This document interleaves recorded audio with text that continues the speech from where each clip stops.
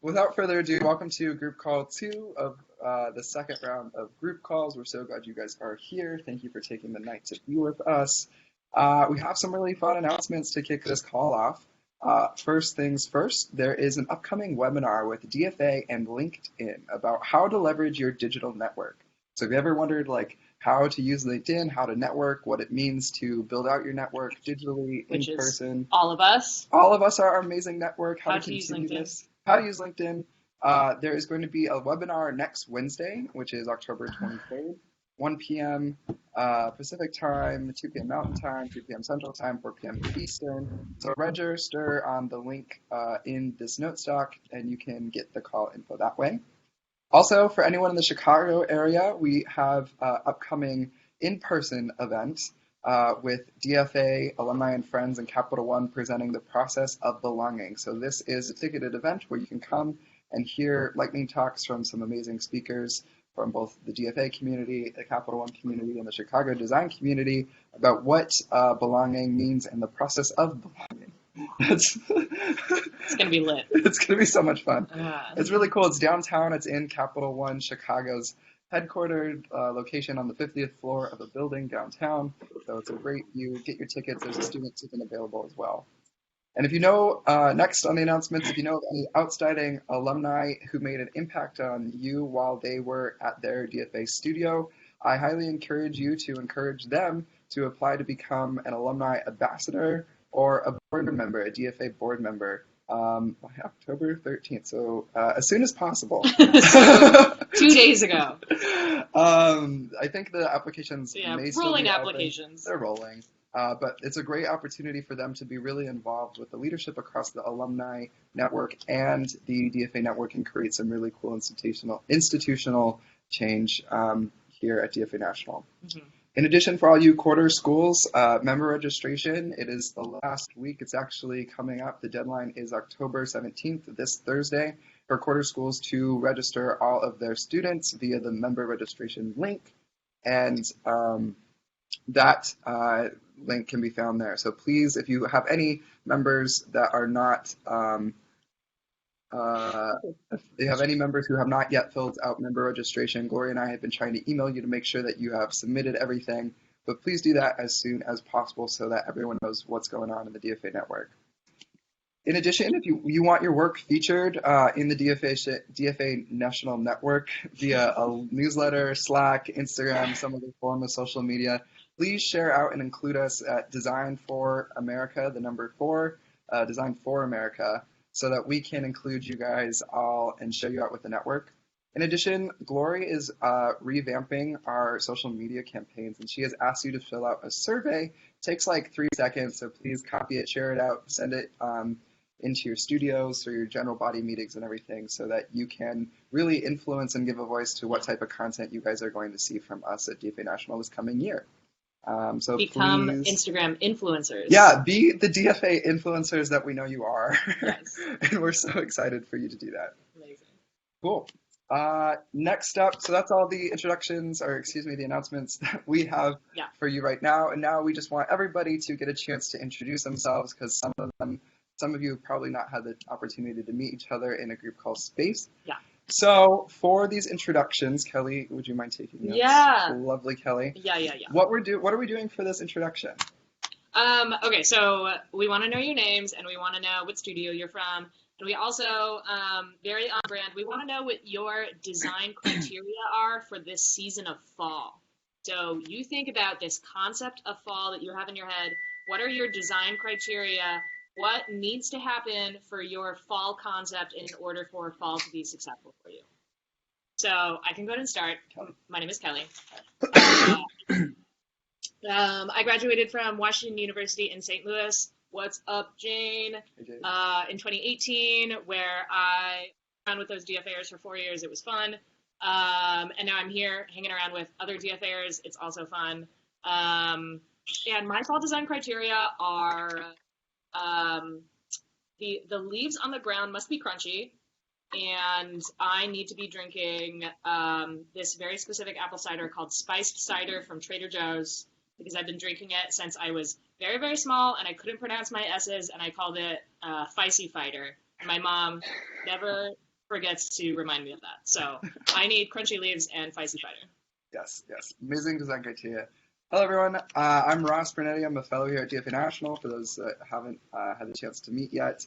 I'm originally from the Case Western Cleveland Institute of Art studio. Hi, Justin, down there. So excited that you could join us tonight.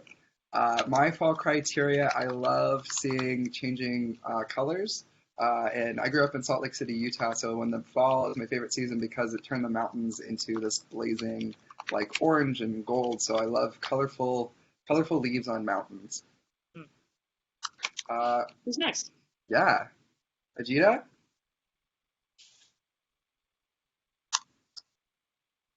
We get the UIUC real fast out of the way. Hi, sorry, I was trying to unmute myself. You're all good. Hi, my name's Ajaytha. I'm from the University of Illinois. And fall criteria, I think we might just do like our execs fall criteria since that might be quicker and then everyone can introduce themselves really quick. But I think our execs fall criteria is Doc Martens and taking cute photos at this pumpkin patch apple orchard that we have local to our campus. We do it every year. So yeah, I take really cute pictures every year, and I'm so excited. Yeah, do you want to introduce yourself really quick? Everyone can go around. I'm Angela. I get it. Hi, Sneha! I'm Lauren. I'm Jane. I'm Brianna. Yeah, that's us. If you're wondering, this time falls under our regular exec meeting. Love it. Cool. We love the party. Cool. Ben from CU Boulder. Hi, can you guys hear me? Yeah, you're a little bit quiet. Hi. Oh, that's that's all. Cool. So my name is Ben. I go to CU Boulder. And I would say probably some more snow would be awesome. I just love walking to class in Snow snow. and fall. Interesting. Yeah. Cool. That's a little winter for my taste, but groups there. Yeah. Cool. Brittany? Hello. Hello. Hi. Hi everyone. My name is Brittany. I'm with NYU. That's who I am. I'm a master's student. I guess fall design. What was it again? Your design Criteria. criteria. What needs to happen? It's more a personal thing. I just need more turtlenecks. I really like knits and turtlenecks. I'm in one right now, so I pretty much buy a turtleneck in Feel you. every fall color and put a sweater over it. I haven't changed out of my clothes yet, so this is my fall uniform. So that is my design criteria. Cameron and Russ, what are your design criteria for fall? I'm Cam Casper from the Rensselaer studio. This is my pug Russ. My design criteria for fall are probably like fall scented candles, so like apple, orange, like autumn leaves, like all of those like really bougie fall candles that make the room smell good and homey. Nice. Cool. Thank you for clarifying only bougie scents. Yeah. Awesome. Jane from WashU. Hello, I'm Jane from WashU.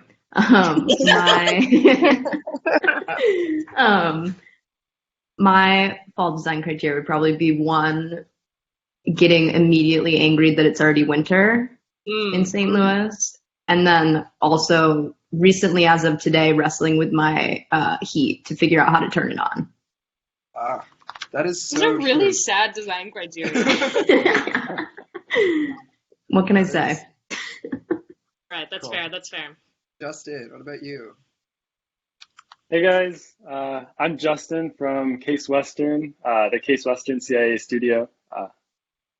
So I think for me, fall is only complete once it's like, once you can walk out the door in the morning and you just get that like crisp fall air, like that's all I need. Nice. That's definitely, A simple man. yeah, no, I love that as well. Misha? Did you say Kanisha? I Yeah. did say Kanisha. Okay, sorry you broke up. Hi guys, I'm Kanisha. I'm from Florida State University. I would say my fall criteria is huge chunky scarves, definitely sweet potato pie, and some thigh-high boots. Nice. That's great. You are like full fall fashion model. That's awesome. Is it Lena? Hi, yes, it is Lena. Lena this morning. Oh, Yes, very long for the PNG. Hi. I'm from the DFA Yale chapter. No worries.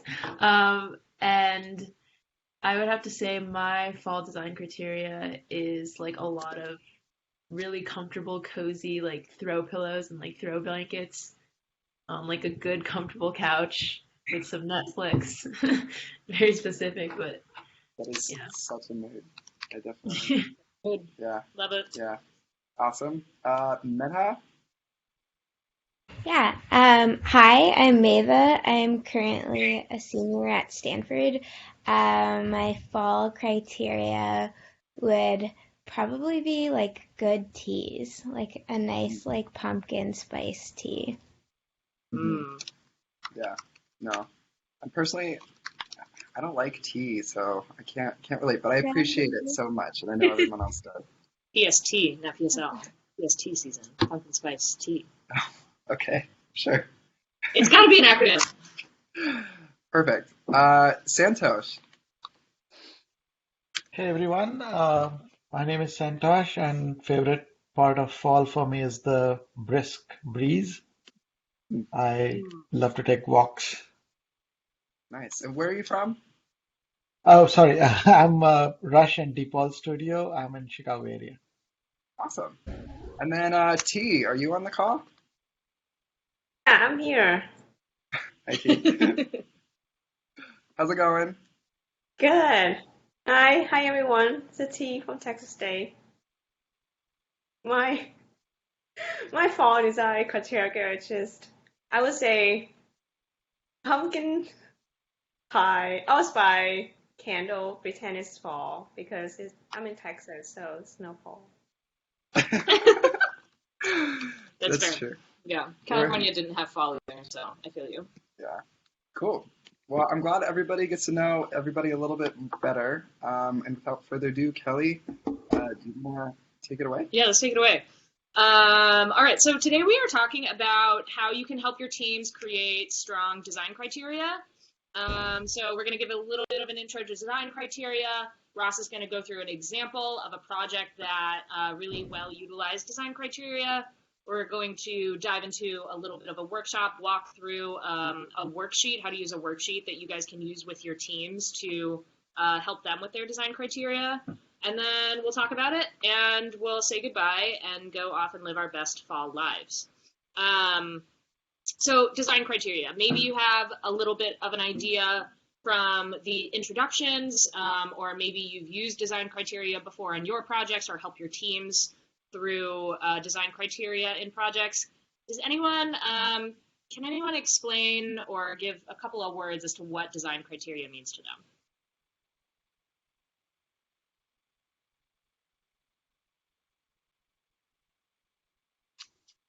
This is Santosh. I can say that design criteria for me is usually about what will qualify the design as a success or a thing that needs to be iterated upon or improved. So kind of something that I will measure up against. Yeah, exactly. That's exactly right. So reframe, design criteria or design goals are usually used in the part of the process called reframe, right? So right in between immerse, where you're gathering all of your insights, and ideate, where you're generating a bunch of new ideas. And reframe, we always sort of talk about, is a lot about meaning making sense out of all of this, all this data that your teams are collecting. But it's exactly what Santosh was saying, right? It's about giving yourselves these tools that you can use later on in the process to judge whether or not your ideas are successful. or they're on their way to being successful. So we have three main tools in the DFA design process that we use in Reframe, and they are how can we statements, measures of success, and design goals. And I think design goals are actually one of the simplest ones, but often the most overlooked. I think we use how can we so much in the design process that that's the go-to for a lot of teams, and measures of success are pretty easily understood because the explanation is in the name, but design goals can be sort of difficult to get right. But I think they're actually one of the most useful tools we have out there. And essentially they are statements that are generated directly from your insights in Immerse that drive your idea or concept. And I actually think they're really more useful than measures of success for DFA purposes. Often DFA projects are pretty short term, and it's difficult to necessarily reach really tangible measures of success in the short term, although they're really useful to still write down and measure against. Design goals, I think, are actually a lot more useful measures to, or a lot more useful goals to sort of hit in that short term. And they basically allow you to look back when you're weeding through those 50 or 100 ideas that your team is coming up with and ideate. Design goals are something you can look back on and say, does this idea actually do what we set out for it to do? Does it meet the goals that we set based off what we heard from our stakeholders? Because I think one of the biggest mistakes a team can make in the transition from Reframe, you making fun of my hand movements? No, I'm leading up to it. I'm supporting. From Reframe to ideate is they generate all of these awesome insights, and they do these user journeys, and then that all goes out the window and they just start coming up with a ton of crazy ideas, which is important, but you need things like design goals so that you can look back on those ideas and say, is this really doing what we want or not? They're really easy to, when you have those 100 ideas on Post-its on the wall, say, you know what, this one does meet our design criteria and this one doesn't. And it makes it a lot easier to weed down from all of those ideas. I like to think of them as the trail of breadcrumbs that you leave for yourself when you're lost in the forest so that you can find your way back out of the metaphorical forest of ideas. Great. So Ross is going to jump into a project of his from undergrad, or sort of between undergrad years, and it's going to be a great example of how design criteria are useful. Perfect. Cool, everybody. I am really excited. So I'm going to share my screen real quick. Let me how this works out. I lost everybody. Yeah. Actually did lose everybody. Kelly. Where's everyone? Is it bleeding? Yeah. Perfect. You guys are back. Okay. Sorry about that. Technical difficulties. You want Adobe? Yeah.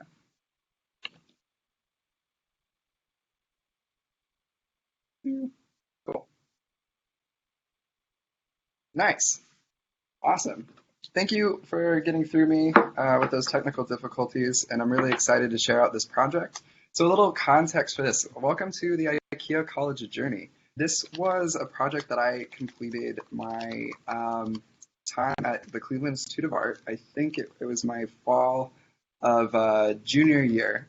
And so just for context, this is not a DFA project. This is a project that was part of an assignment at the Cleveland Institute of Art where I went to school. And so I went to undergrad at the Cleveland Institute of Art studying interior architecture with an emphasis in industrial design. And part of the interior architecture program was a retail design track. So we did a lot of retail design. And so this is a really cool example to share out a different type of the design process that's a little outside of the DFA process. I actually did this project before I was part of DFA, but a lot of the design criteria is a very common thing across all different types of design. And so we wanted to share this, or I wanted to share this out with you, and I'm excited to show you this part of the work that I did. So we had different firms sponsor different projects throughout my time at the Cleveland Institute of Art, and this is one of the example projects. And all these projects start with a brief. So unlike the DFA process where you're going and you're finding the problem, briefs are what a client gives a design firm, or in this case, what the firm that was sponsoring a project gave us as students, of like, this is what your client hired you to do. So they're hiring you to come up with a concept that meets some of the basic needs. So They were looking for an opportunity for IKEA to have a presence on college campuses during move-in. And so that's awesome. We're like, great, students, we have to visualize what this experience is going to be like.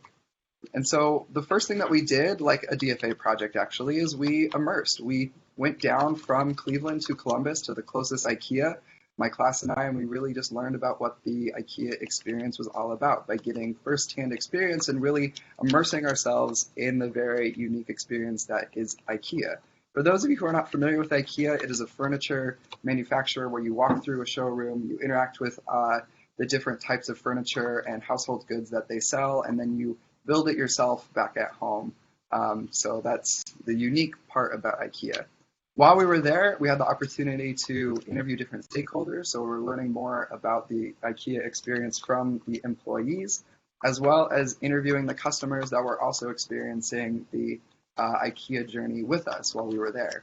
This was a really key insight where we talked with a college student and her mother to learn that move-in day actually isn't the best time for a pop-up for IKEA. Students and families usually already have the furniture and they're preparing to bring it to the school when college's students move in.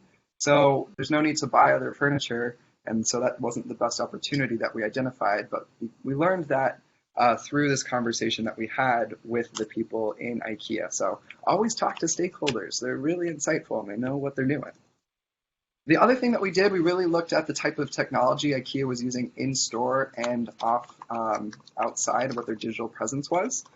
They have a really cool app currently called IKEA Place, which is an augmented reality app that allows you to virtually place their products into your home or into a 3D space. So you can get a look and feel and gauge whether or not the couch is going to fit before you go and buy it.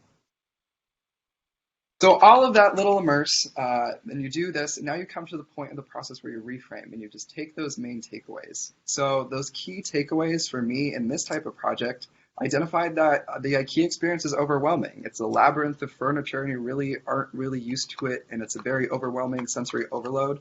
But there is a sense of play and discovery, so that interactivity with products is really exciting. You get to go and explore and learn all about these different types of things. And IKEA is a destination to experience. You go particularly for this unique shopping journey that is not like anything else. It's really cool that the takeaway also was that there's products are being displayed and you're able to touch them, and you can clearly visualize the space by being immersed into these faux environments that you can see yourself being a part of.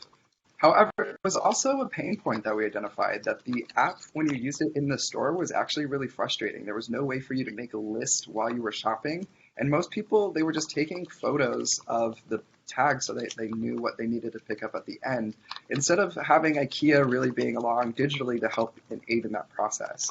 The other thing that we learned is that families shop together. A lot of this and the furniture that they're providing is to create a furnished home for families, like a place that you want to return to. And IKEA sees itself as the brand that is doing that. So again, these current things that we just looked at, these are key takeaways. This is like some of the main points, the gains, the pains that IKEA and the stakeholders shopping at IKEA are experiencing. And this next point is turning those takeaways into opportunities. So this is the point in this deck where I was identifying my design criteria for the types of projects and where my final concept ended up going. So these 4 concepts are the core beings of whatever ideas that I was generating. Some of them that I generated had some of these elements, some of them didn't, and that was what really helped me decide which parts and which elements of an experience would make sense for this type of project. So walking through them, an overwhelming experience, I didn't want that. I wanted a simple experience for the college family. So creating a meaningful and memorable, straightforward experience. The sense of play and discovery I wanted to keep, but I wanted to put a new spin on it of discovering play again. So allowing students to be playful as they're embarking on this new chapter of their life. A destination to experience, really bringing that to a campus-centric location. So experiencing those products on campus and in that context. And I wanted to change a frustrating app experience into a cohesive app interface. So really, how can IKEA digitally aid you through this experience from start to finish? So these design drivers is what I referred to them as before I joined DFA and learned about design criteria. Again, it's the goals for whatever final deliverable that I was presenting. I really wanted to make sure that they had these 4 elements because based on my immerse and my interactions with stakeholders, I created the crux and like compacted all that immerse into these 4 things that I didn't want to forget as I went into ideation and coming up with ideas. And I really wanted to make sure that they were apparent in the final presentation of my final deliverable and my final concept. So again, I was going and I was ideating and I came up with all these sketches, doing all the thousands of ideas that every DFA project does. And I came up with Ikea Campus. So Ikea Campus is conveniently located on college campuses during orientation. So when students are visiting their campuses, they're able for the summer to learn about what it's like to be a student at that campus. They're able to interact with this space. It's really easily identifiable as Ikea and allows you to have this sense of discovery, like one of those design criteria that you can go and experience and be curious about this space on your college campus. And the way that I envisioned and the experience of interacting with this space, it starts with the showroom. The showroom is the area for Ikea to display their products like they do in their stores, but really only the items that are needed for college students and that would be in the dorm room. So students would first make an Ikea College account on their phone, on their app, and then they're going through and are able to interact with all these products in the showroom like an Ikea experience, but really decide and pick and choose what they would like and what works by looking at all these mini microenvironments that have different types of products for different college personas. Whether you're like a nerd or a jock or like the cheerleader, that kind of influences what type of furniture you may or may not like, and that would be how they would be grouped. You then take that list of products that you have identified on your phone to the augmented reality dorm.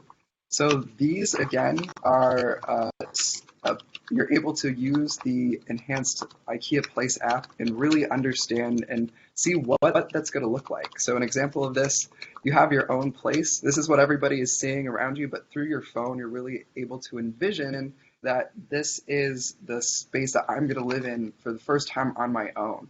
And you can then, in the digital space, begin to see and modify and really envision for the first time what the space is going to look like. And through this, again, it's a really exciting part. And one of the criteria was really making sure that that app was driving the experience. So from shopping and picking out the type of furniture and the accessories that you wanted in your room to actually seeing it in virtual reality and being able to interact and start to believe that this space could be yours in a few months when I come back to campus is a really exciting thing that was all part of the design criteria that I identified earlier in the project. And again, I also wanted to show the emphasis of a low fidelity prototype. So another thing that happens in the app is being able to come up with custom decals. So you can quickly sketch out a concept, say swipe 1, oh, I want some red stuff. Swipe 2, I want some swirly blue stuff, or I want some dots. Really exciting, and this is easily communicated through just sketching. So I highly encourage you to always visualize as you're going through everything. The final element of this experience is the checkout counter. So students check out by just scanning your phone. The products will be waiting for you in your dorm when school starts with Ikea representatives in your dorm ready to help you put everything together when you come back for the move-in day. And this is a really cool thing because it's part of the family experience. So this lowers the stress for the parents who don't have to bring all of these furniture pieces back to the college dorm with them because they know that Ikea is going to be there to help, and they've already done all the shopping when they were there for orientation. So in summary, I always think it's a good thing to just check to see what if elements of my project actually incorporated the design drivers that I set out in the beginning of the project. So did my project, the way that I envisioned it and realized it, did it incorporate all of the 4 drivers that I identified in the beginning? And I think I made a good argument that makes sense, that this cohesive experience that I just outlined to you really was focused because I had those 4 design drivers that I could then really be sure that it was central to whatever experience that I was telling, and created the Ikea college journey. So thank you so much for letting me share this project with you. I hope it was enlightening. It's a new way to think about how people are designing. Again, it's not necessarily a DFA project, but there's a lot of similarities. And the core thing about this was that the design drivers were, and the design criteria that established from all my immerse carried throughout the entire project. and that way I created a strong design concept. So thank you for being a part of that. Nice. Any questions for Ross before we jump into the activity?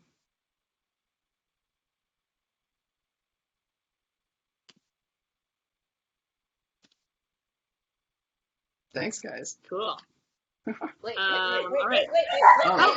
There's a question. UIUC, what's up? I was wondering what, just in terms of your project, because I see it like parallels as some of our projects and one project that I'm working on in a class, like similarly. Just like what other ideas did you come up with, and like were they vastly different, like in your brainstorms? Because now that we see like the final thing, I was telling Ali, I was just like, it kind of feels like, yeah, obviously you just do that, but then I'm just curious. Yeah, totally. So linked in, I'll put this in the link. There is actually a concept deck that I created that shows like the first, like the nitty gritty of what the concept was before this kind of final. So again, that was the prototype that I was testing and getting feedback on. And then I developed like these finer illustrations and thought through the concept a little bit more. So I can link you. It's not this project that you pulled up on the Behance. I don't know who's sharing their screen right now. Me. Oh, it's you. But there's another, so there's a full deck. I edited this one for clarity, so that shows a little bit more of my fuller immerse and like all the descriptions for a project. It's not there. I'm gonna put it on there is what I said. So, I mean, the way that my process worked at CIA, I sketched so that I understood the experience, because it's not like I could build out the full thing and have people walk through and tell me. That is possible now. It wasn't something that I really was doing when I was doing this type of project, but I was looking for like, okay, what would it look like at Move-In? I was looking at different parts of the user journey before I went to the Columbus Ikea to have that conversation. I was really thought Move-In was what was going to happen, and I thought they were going to arrive in a different way, and I didn't think that the app was going to be a main part of it, but I saw people using it through that immerse. So it really just changed with as much information that I was getting from stakeholders. I honestly don't remember all the ideas that I created through it, but I definitely spent hours at the studio. Like I was always there till 2 a.m. sketching and everything, as one does in a design world. But I can try to find some more examples and send them to you, but I'll also send you the process deck. Thank you. Yeah. Cool. Any other questions? Again, if you want to stay later, I'll be happy to walk you through or answer more questions about that project, but I think we should jump into the next activity. Yeah. All right, so we've got about 10 to 15 minutes, and we're going to put you guys into breakout rooms. For those of you that haven't been on a breakout room call yet, they're basically virtual mini rooms where right now you guys can see everyone's faces that's in the call. But with the breakout rooms, we basically put you in your own little mini call where you can only see and talk to a couple other people on the call. And then there's 2 or 3 other breakout sessions going on at the same time. So it's a really great way to get you guys working in smaller groups while we're all on this call together. So what we're going to be doing is walking through sort of a Google Doc version of a tool that we have called a design criteria worksheet that basically helps take your team from that insight and clustering phase. I know clustering is a really popular tool to use in synthesis. So hopefully your teams are using some sort of clustering technique, putting similar insights or quotes or different pieces of that immerse experience, clustering them together, and then they're like, what do we do now? How do we create design goals? This is the worksheet for you. And so it sort of walks them through a couple steps where they take one of their clusters and they answer a couple questions to turn that into their design goal or design criteria or design driver, whatever you want to call it. So each of you are going to be working on a very similar project brief for this mini workshop. We're going to press a special button and then you're going to go into your breakout rooms and you're going to be filling out the tables that are starting on page 4, maybe 4. They're up, I'm sharing them on the screen. There's a breakout room 1, a breakout room 2, and a breakout room 3 table. So depending on which room you're in, you'll go to the appropriate table. You'll read through these instructions and then fill them out as a team. You're basically focusing on filling out steps 2, 3, and 4 because we've already done step 1 for you.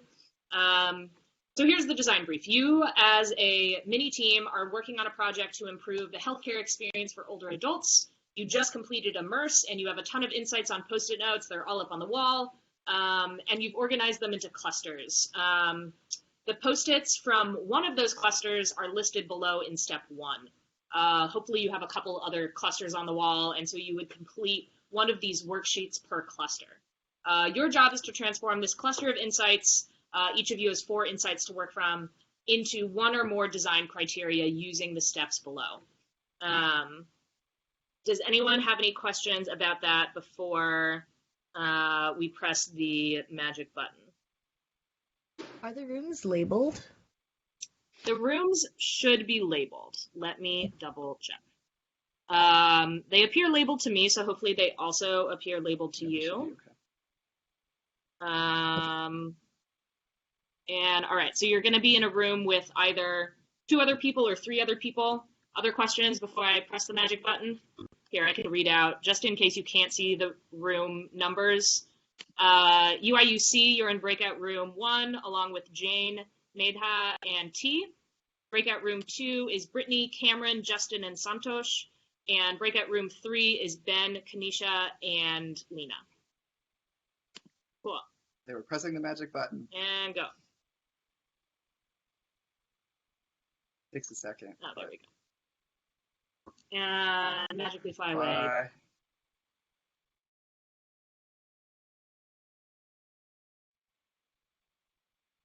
Are we supposed to define like a name for the cluster or like what? I think so, yeah. Okay. Oh, so all of these insights go into one cluster? Well, we just like name a cluster. Okay. So I would say something, the cluster name should have something with like efficient, unintrusive technology or something. Yeah, like usability. Yeah. Or like accessibility even, I think would be a good way to phrase it.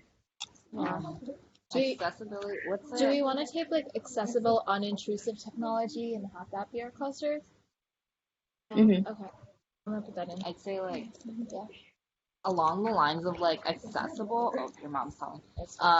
Like what's it called? Like seniors would be responsive to it. Like what's it called? Well, we can explain it. Yeah. Okay. So unintrusive. Okay. Yeah. So that's just the third bullet point that I said. Ignore me. So we can say that. Said something that's like receptive. low, like receptive. What was it? Low barrier to entry, kind of. Yeah, I also think like a very, very simple, like just a very simple functionality without like overwhelming them with like 3 billion features. So like having a very simple, like if there are like 3 things that you have to accomplish, those are the only 3 things that you see. There's not like 3 billion steps to get to each of those 3 action items.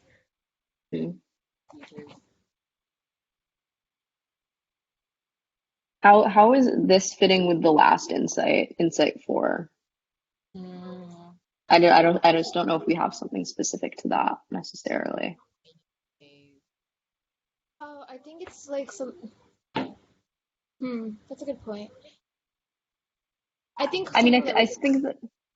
Yeah, go for I it. was just gonna say, I think that that could potentially be some kind of connection to what those declining products are. So like something that's new but not that new, if that makes sense.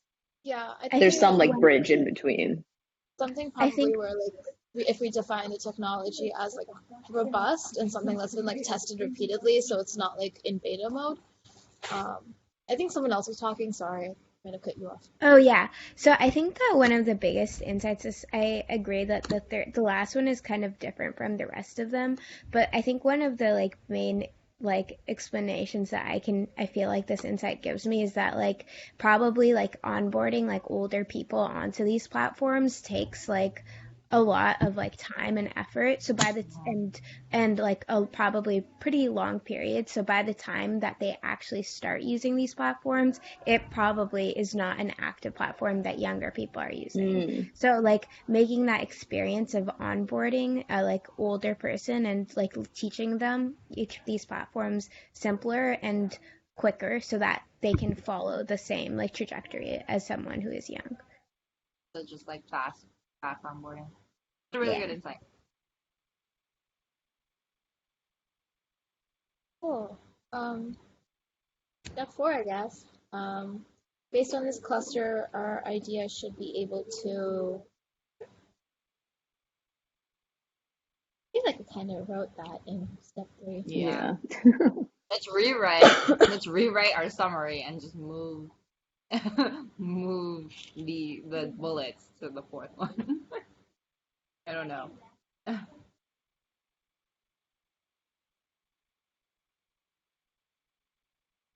I mean, you could just like, our idea should be able to, like quickly onboard older adults with like through using basic functionality and like a low learning curve.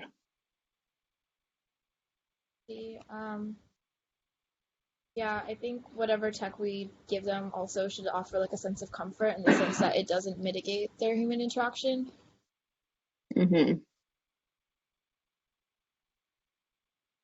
Hey, Breakout Room 1, how's it going? Pretty good. Good. What do we talk about? Well, we're on step 4, and we're just like kind of going through our summary and some of the things that we defined in our cluster that we feel are important. I think one good insight that we got was, or one thing that we noticed was making onboarding faster for senior citizens is just going to help a lot in the process. Yeah, I don't know if anyone wants to explain it better since we're nice. Yeah.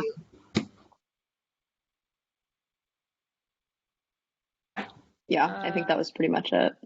All right, you guys seem to be chugging along. We're gonna wrap up in 3 minutes. I'm gonna check on the other breakout rooms, just make sure nothing's on fire.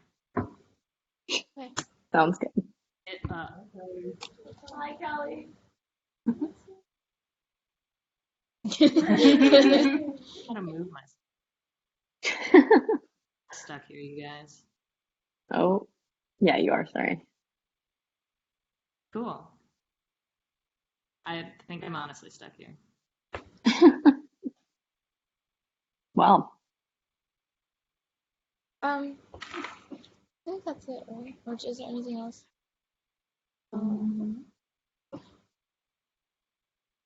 Yeah, I feel good about it. Okay. I mean, is this in line with what your team did? So our team, kind of. Our team developed this prototype for a pair of augmented reality glasses that give accessible healthcare to anyone who needs it as soon as they need it. So you don't. What we noticed in our interviews was that a lot of older patients felt like they were a burden to both their loved ones and also healthcare providers. So they never actually reported some of their serious conditions, and it ended up being a really major emergency a lot of the times because they just prolonged when they got their care.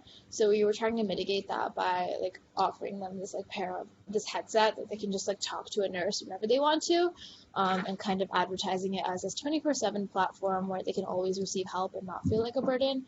And then also just for people who can't afford to go to the hospital every single time, just to have more equitable access to healthcare. The one detriment to our prototype, which we were aware of, was just like how comfortable senior citizens were with augmented reality.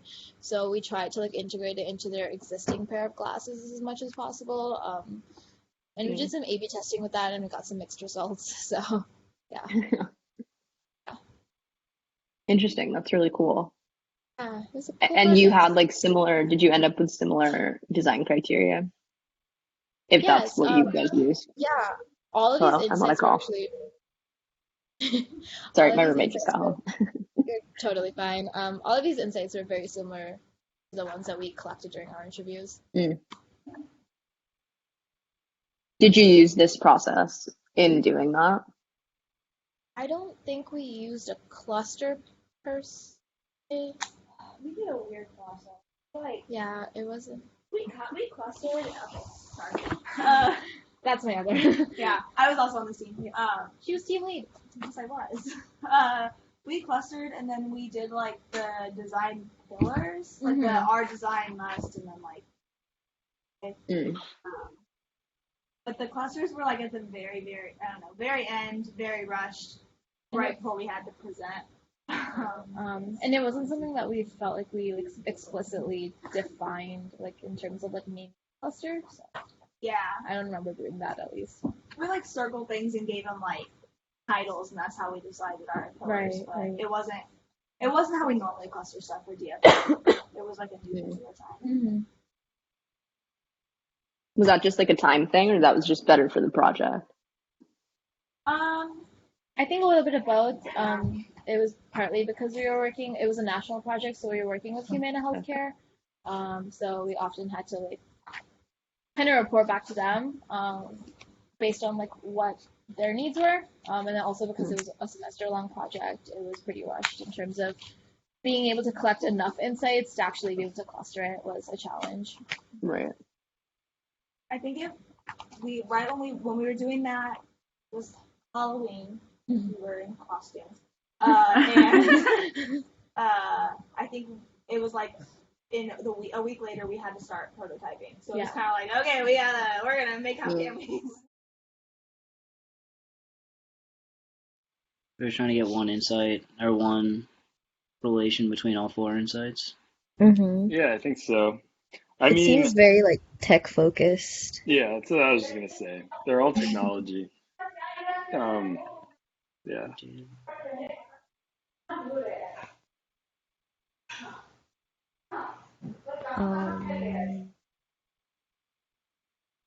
So would you say that this has to do with like technical literacy, or? For sure, definitely. That's definitely a big Yeah, I think component that's of a it. great way to put it. I think there's definitely a component of tendencies for elders to have like poor quality technology paired with that. So even when they're getting literate, it's hard to keep up with modern trends when you're using older technology. Yeah. I was just gonna list it as technical literacy. Feel free to edit. Yeah, I think that's great. Yeah. Okay. Summarize our cluster in 2 to 3 sentences.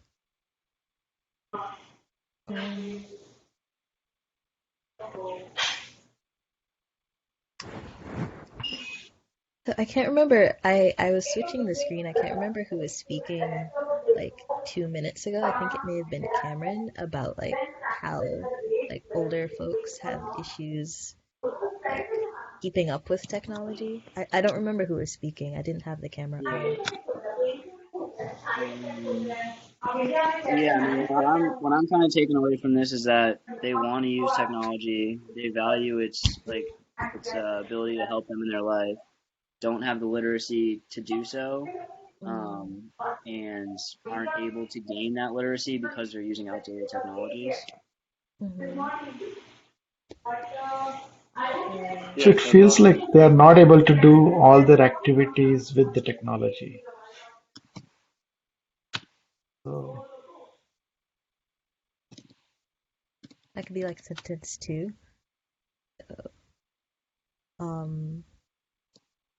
Did we say like older? Oh, it's listed. We can say older adults value technology but aren't able to keep up because of how rapidly technology is changing, and it also limits.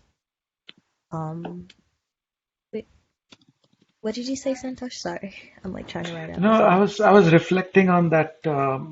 Like Insight 1, it says that they understand the technology and its value, but they hate that technology limits their everyday, like day-to-day activities. So it's almost like the tech is not designed for them. It is just a technology. and it makes them feel self-conscious around others. That means it has not been developed. Design well for them. Yeah, something like that. Yeah, I'm just gonna just word dump a bunch of like sentence Yeah. fragments and we can massage it. Like we talk about user-centered technology, but these things are looking like they were not centered around their needs.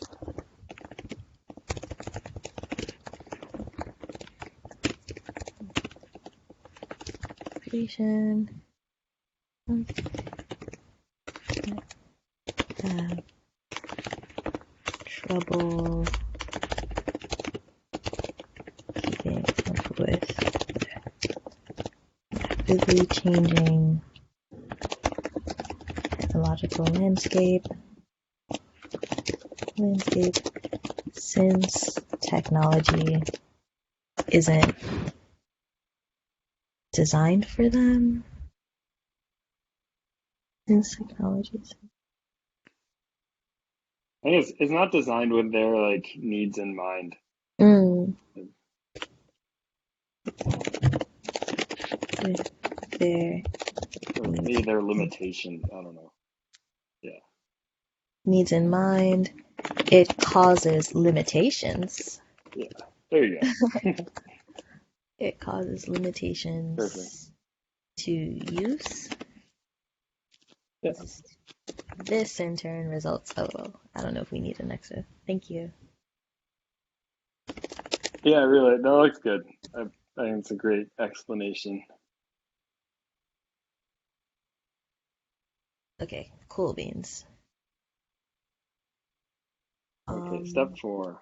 Nice. Based on the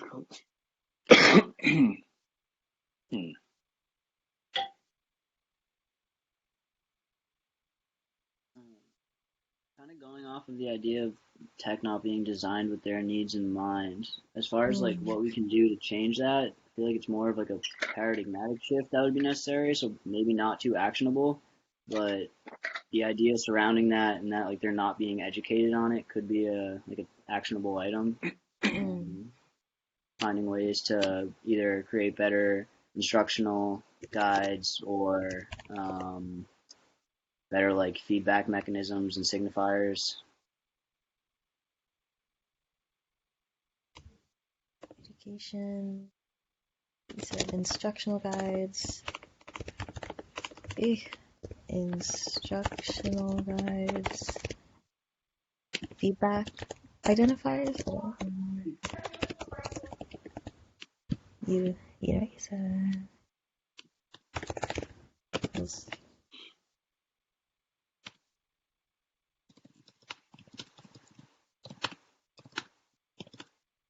Yeah, I'm wondering if since this is about healthcare, should the design criteria have a more healthcare focus, or does it not matter? Yeah, I think it's technology in general, but I definitely think the fact that they're like super down to use health focused tech is a pretty good leverage point. Yeah.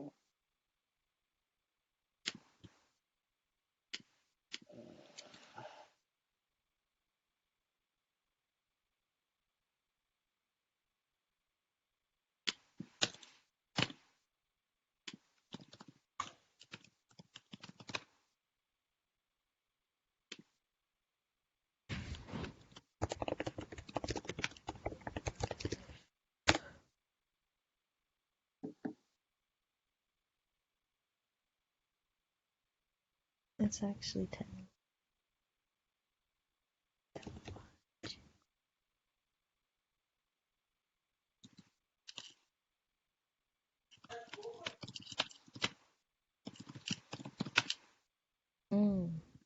Do you think we could say something about like so insight 1, they're self-conscious about it?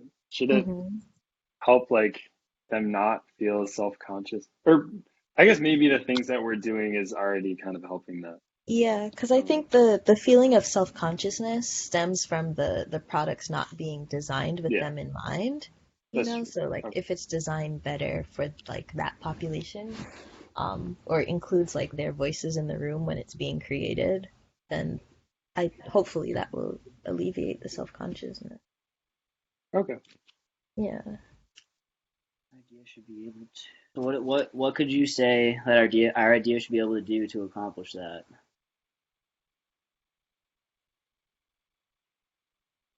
Mm. Maybe provide support. Like I know that there's a line being written about like reducing the need for education, but also like if they have a question, they should be able to easily find support. Like it should be, you know what I mean? So I'm Right. It's thinking kind of why I about deleted that. it. I feel like ideally the second line we have there is gonna reduce the need for education, but like you're saying, at some level. Hmm. Um, like I feel like in an ideal world, like you don't have to ask questions, but just in case. Um, I'm thinking how else you could bless you. Thank you. Hmm. Hey, the heck, Okay, we have 1 minute left. Okay. You guys are doing good. Um, yeah. Like when I think about help, I think about like Nielsen Norman's usability heuristics and like being able to like access support is a part of that. Yeah, for sure. Like how user-centered it is by using heuristics. What happened? What? I was saying like how user-centered it is can be tested by using the Norman and Nielsen heuristics. Oh yeah. That's like when I think about Because support. That's criteria when. is almost like measurement, right? So I was thinking that would be the measure. Mm.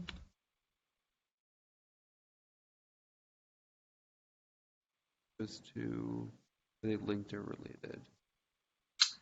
I'm thinking about just like like technology that's like really accessible and um, easy to use, but also like they feel safe using it. Um,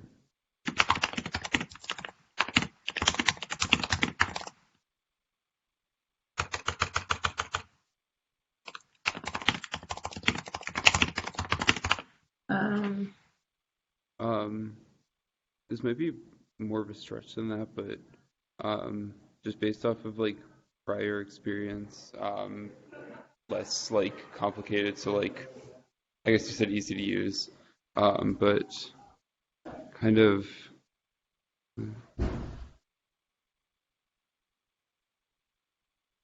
No, yeah, for sure. Like, And going off of easy to use, just like similar to things they've already experienced. yeah, that's good.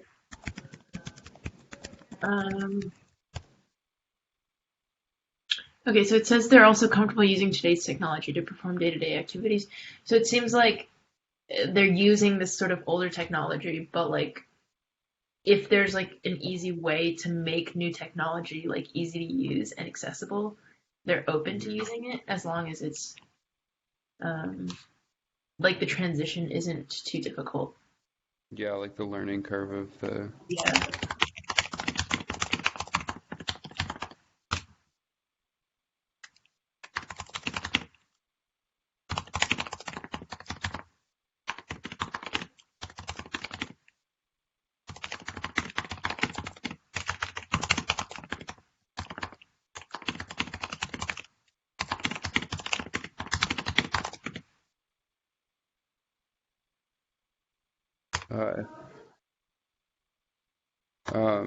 So I guess we should have step 3 then.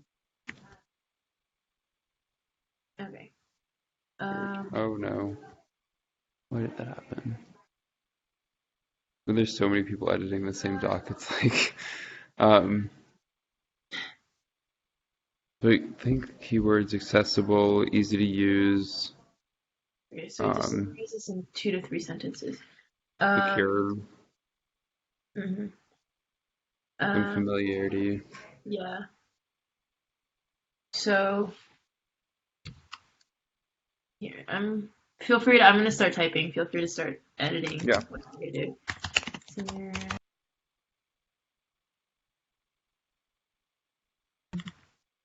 Are using older technologies.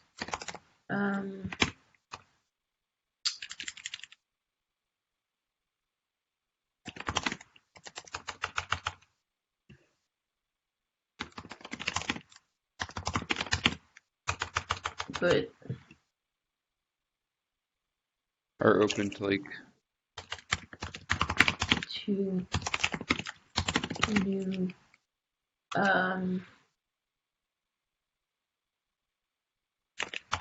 new technologies that have some sort of familiarity or something. mhm.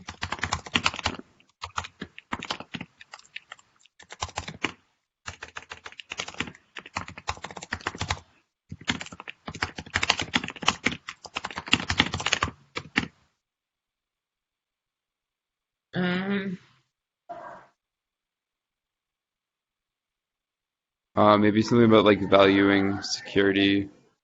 Something about that. Okay.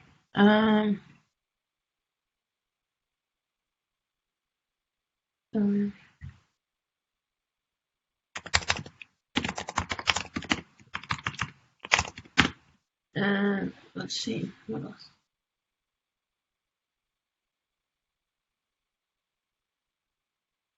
I feel like that one sentence sums this up pretty well.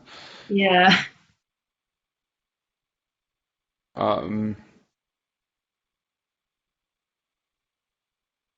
Let's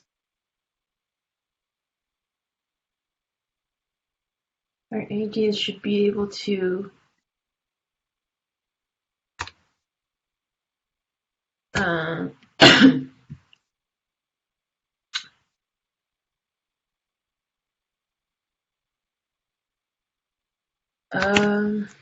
I mean, it talks about enhancing their life, which I guess is kind of a given, but I think if it's like it reaches all these criteria and like they're willing to, I think that ties into like they're willing to learn about new technologies if they are going to enhance them, like, and they're it's also like a like motive. easy. Yeah. Yeah. So I'm gonna say be able to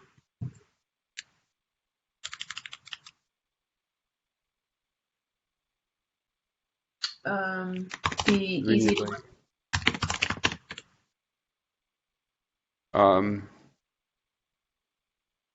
I mean, like, be accessible and secure. Yeah. Or we could even separate them. Make them feel secure and comfortable.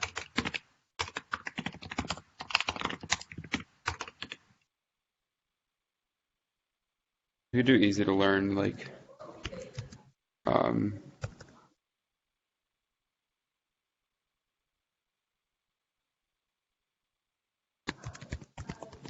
or something like that. I don't know. Yeah, that's good. If you think about accessible, I guess, since, where is it?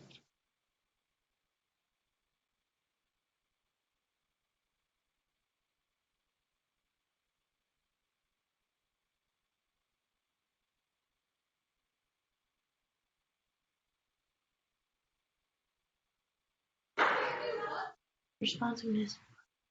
Oh, we didn't really talk about, okay, what is technology responsiveness?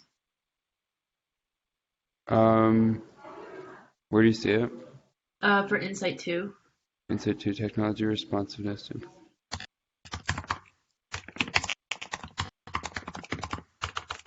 don't really know what they mean by that. Maybe like the idea of like feedback. Yeah, quick feedback. Okay, so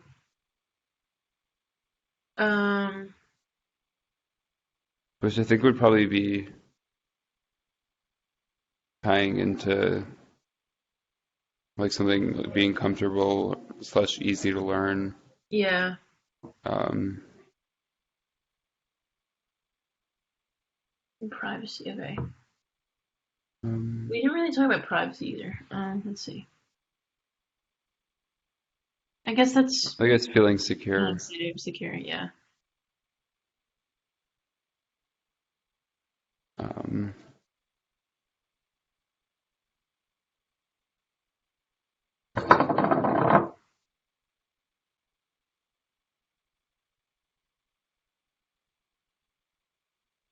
I feel like for some reason I can't switch into the orgasm. Room. But Up in 1 minute. Cool. okay.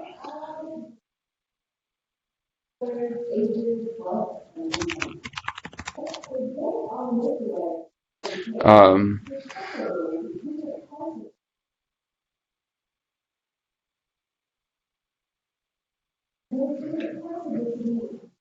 makes them feel secure.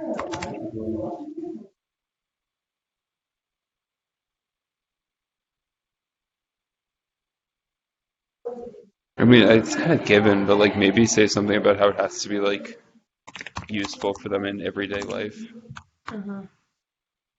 Secure. Yeah. So Yeah, like I think that's true. enhance We didn't everyday really know. life. Kind of a given, but No, that's good. Like, it has to, like, the only reason that they're using new technology is that it has to improve the process in some way. enhance everyday, what is it, healthcare? Or health? Yeah. Health technologies.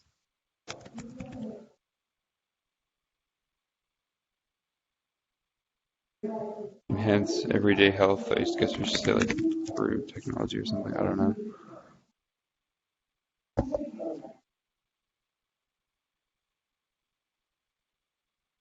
Okay, looks good to me.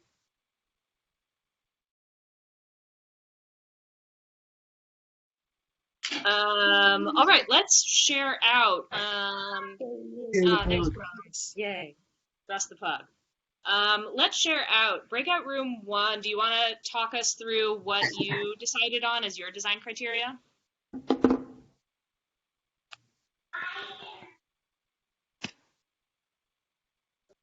Yeah, sure. So we were able to identify that well, we actually named our cluster accessible, unintrusive technology. And we kind of define that as having a low barrier to entry technology that doesn't really require much learning to understand how to use it, having very basic functionality, no frills attached. And something that they actually noticed was that for Insight 4, it's slightly different from the first 3 insights, and making sure to identify the importance of making onboarding faster for senior citizens and making sure that we onboard them quick enough while the technology is still relevant in our society. So therefore, our design criteria was kind of focused on making onboarding quicker for older adults with familiar functionality and making sure it's as painless as possible, because we kind of figure that that's where we lose most senior citizens in like actually wanting to use technology, and it should offer a sense of comfort and not mitigate their human interaction, because it's something they really care about preserving. Nice. Thank you, guys. You had a little bit of a leg up because you guys had a project on this, had a team on this national project. Yes. Amazing. Breakout room 2, would you like to walk us through how you decided on your design criteria?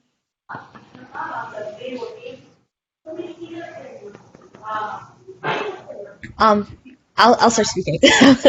We didn't like discuss who's going to be the talking person, but I'll say like the first two. So, based on the like the clusters, we named it like technological literacy for older adults, because a lot of the issues, of course, had to deal with technology and like older populations.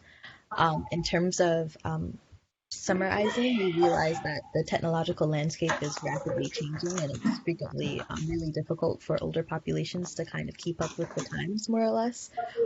And being able to find support can be difficult, but also because a lot of the times, like with these new advances, like older populations are not in the and I guess the personas that people are designing for, it's always the newest, shiniest, sexiest thing, and they're sometimes forgotten. So our criteria, where is it, had to do with like signifying the proper use of through like implementations of like feedback mechanisms and affordances, so folks would understand like what they can do on. Is this ours? What they can do on the application, and also be able to easily find support through like new like systematic structures and oh, that's my phone. And you know, for the folks creating the app for them to test with a wider pool in their user group, so including those voices earlier on. Thanks, guys. So room 3. All right, I can talk about it. So Ben and I worked on third group. In terms of naming the cluster, we talked about accessibility, accessible technology that is easy to use. There's also like a sense of security with a lot of senior citizens that they're using, so they feel secure using it. And then also the third thing that we talked about was like a similarity to previous experiences, being that they like and are very accustomed to use in the new technology. So in summarizing our cluster, we sort of said senior citizens are used to using older technologies, but are willing to learn of new technologies that are accessible, familiar, feel secure, and are easy to learn. And we sort of came about that because there seems to be this willingness to learn about new technology if it enhanced their sort of health or like how they could access like healthcare, you know, health things on a day-to-day basis, given that they followed those few requirements. And so based on that, we created some design criteria. So first, accessible and be easy to learn through familiar interface. Second, make them feel secure and comfortable using it. And then third, just overall being able to enhance the everyday health through technology. Awesome. Yeah, those are great design goals, very achievable. Breakout room 4. That was Breakout room 4 We was didn't get a created. chance to finish. So, Where'd you guys get? well, we just got to like how these items. That was Kanisha and I. So we were just focusing on designing something accessible for their age. Excited to engage with tech, but maybe aren't familiar with it. Was how we were viewing the summarization of it. And I think, Kanisha, if you had to like just jump to a design criteria, what would it be? Sorry to put you on the spot.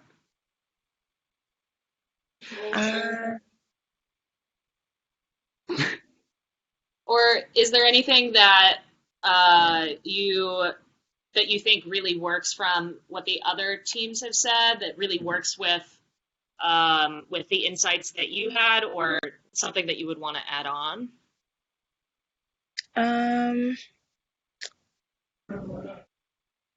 I like what the last team said about making them feel like secure and comfortable, and enhancing like the like their health through the technology. Nice.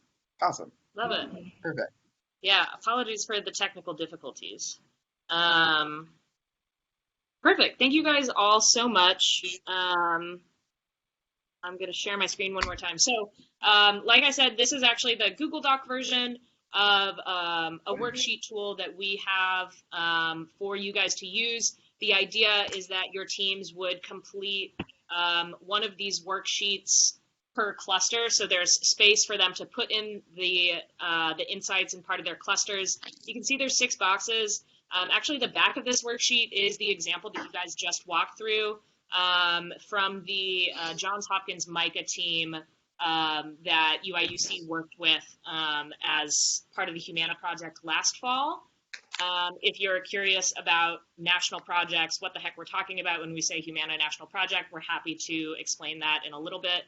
But basically, each of you had 4 out of 6 of these out of these insights that are on this example worksheet. So you guys all had slightly different insights to work from. I think you all ended up in very similar places and basically got the gist of the same thing that JHU MICA ended up with.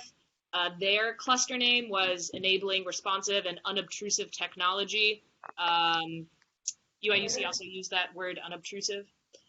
They summarized their cluster by saying older adults feel that technology should provide new relevant insights and enhance their capabilities with little change to their habits. They value unobtrusive, responsive technologies. While they're willing to adopt new hardware technology, they upgrade infrequently. This contrasts with their software technology adoption tendency, waiting to see technology gain solid traction. And based on this cluster, they felt that a great design criteria was that their idea should responsibly enable older adults to gain new relevant information and enhance their activities in safe, unobtrusive ways. I think some of you guys actually came up with a lot more like simpler and direct design criteria, which is awesome. So it is now 8 o'clock. We're happy to stay on the line and keep talking through design criteria, how you can use this worksheet, give it to your teams to help them through their design criteria. Feel free to look through all the resources that we have listed in the document. One of them is this worksheet. Some of them are Ross's slides. One of them is the direct examples from JHU MICA, as well as some great examples from Service Design Doing, which is a book that we're obsessed with right now. Before you hop off the call, please make sure to go all the way to the bottom of the doc, fill out and I wish, I wonder about this call. Tell us how much you loved or hated this call, how much you loved or hated using this tool, or whether or not it's going to be useful for your teams. We love hearing it so we can make things better next time. And with that, thank you guys so much for staying a minute or two over on this call. We hope you have a wonderful rest of your Tuesday.